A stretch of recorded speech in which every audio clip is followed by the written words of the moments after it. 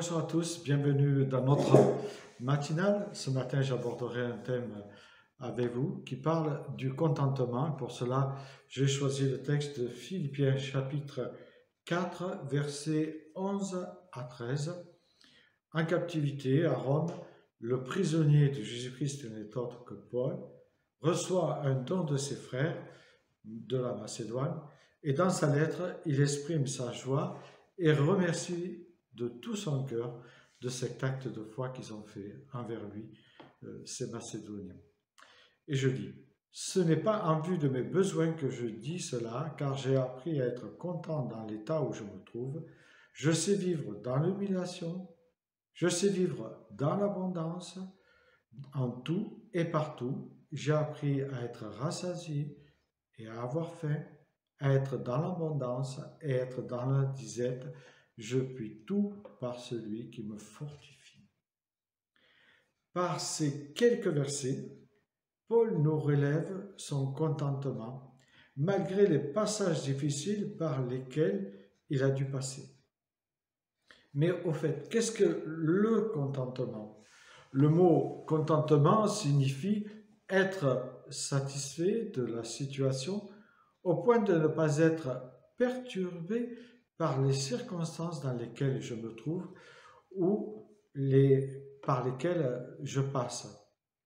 Le contentement est le contraire du mécontentement, et c'est une apalissade de dire cela, mais c'est une réalité, c'est une insatisfaction. Et je ne sais pas si vous vous souvenez de cette chanson des Rolling Stones qu'ils avaient écrite en mai 65, où il disait « I can get no », je ne peux obtenir satisfaction, ou je ne suis pas satisfait. Cette chanson, à mon sens, traduisait bien l'état dans lequel était déjà la société contemporaine des Rolling Stones. Mais aujourd'hui, qu'est-ce qu'on pourrait dire? Est-ce que nous, chrétiens, nous sommes satisfaits de la situation dans laquelle nous sommes? Est-ce que nous sommes satisfaits de notre travail? Est-ce que nous sommes satisfaits de notre patron, de notre salaire, etc., etc. D'où vient le mécontentement? D'où vient cette insatisfaction qui est en l'homme? L'insatisfaction est un état permanent, on pourrait dire, de frustration ou de déception liée à un cycle de vie du désir, d'un besoin constant de ce que l'on voit, d'une attente constante de nouveautés, du jamais satisfait, jamais content, carrément méchant, disait Alain Souchon. Les personnes mécontentes se concentrent plutôt sur ce qu'elles n'ont pas plutôt que sur ce qu'elles ont. Et Oscar Wilde a très bien traduit cela en disant « L'insatisfaction est la première étape du progrès humain. » En partie, on pourrait dire en partie, mais quand même, même en grande partie, la société collabore à cette insatisfaction parce que nous nous comparons tout le temps avec des gens qui ont une plus belle voiture que nous, une plus belle maison que nous, un meilleur travail, etc. Faisant passer un message que tout est possible à l'homme d'aujourd'hui, il peut avoir ce que son contemporain a, alors que ce n'est pas une réalité, forcément. Ce qui donne un monde rempli d'hommes et de femmes qui ont tout ce qu'ils veulent, mais qui ne sont pas satisfaits pour autant. Il y a ce vide-là qui est là.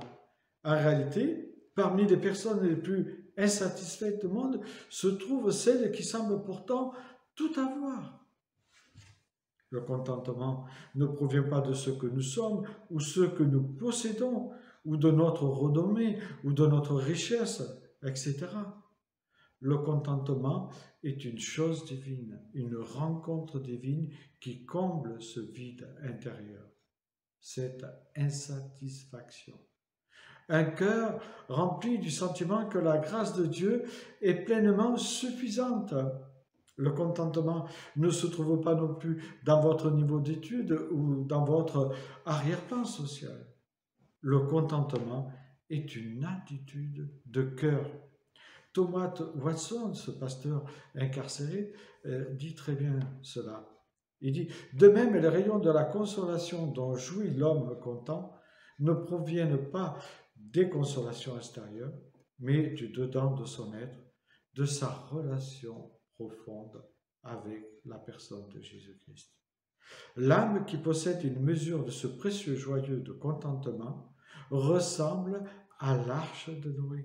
Elle navigue au sein même du déluge et atteint l'autre rive, ce qui nous montre bien que le secret du contentement n'est pas dans les circonstances, mais dans l'état de nos cœurs et de nos âmes.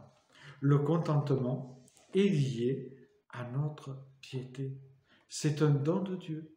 Alors, n'hésitons pas, demandons au Seigneur de nous apprendre le contentement.